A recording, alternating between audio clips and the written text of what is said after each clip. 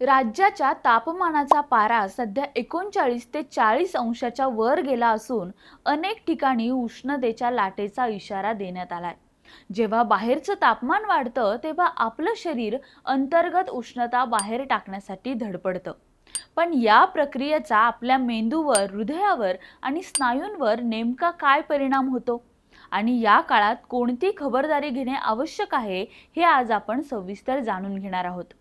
तज्ज्ञांच्या मते जेव्हा तापमान 40 अंशाच्या पुढे जातं तेव्हा मेंदू स्नायूंना काम थांबवण्याचे संदेश पाठवतो, ज्यामुळे आपल्याला प्रचंड थकवा जाणवतो। घामावाटे शरीरातील पाणी आणि क्षार बाहेर पडल्यामुळे डिहायड्रेशनचा धोका निर्माण होतो। याची लक्षणे म्हणजे चक्कर येणे, तोंड कोरडे पडणे, लघवीचा रंग पिवळा होणे आणि थकवा जाणवणे ही आहेत। यातला सर्वात गंभीर प्रकार म्हणजे उष्माघात। जेव्हा शरीरातील तापमान नियंत्रण यंत्रणा कोलमडते तेव्हा उलट्या, मळमळ आणि बेशुद्ध पडण्यासारखे प्रकार घडू शकतात। विशेषतः लहान मुले, वृद्ध आणि मधुमेह किंवा हृदयविकार असलेल्या व्यक्तींना या उष्णतेचा सर्वाधिक धोका असतो।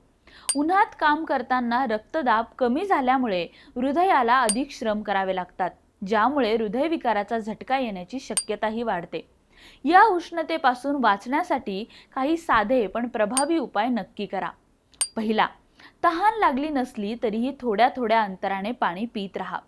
आहारात ताक, लिंबू सरबत, कोकम आणि सी जीवनसत्व असलेल्या फळांचा समावेश करा। दुपारी 12 ते 3 या वेळेत शक्यतो बाहेर जाणे टाळा आणि गेलाच तर सुती, फिकट रंगाचे कपडे वापरा। चहा, कॉफी आणि अल्कोहोल टाळा, कारण यामुळे शरीरातील पाणी कमी होते। हा व्हिडिओ माहितीपूर्ण वाटला असल्यास लाईक, शेअर आणि सबस्क्राईब करायला विसरू नका।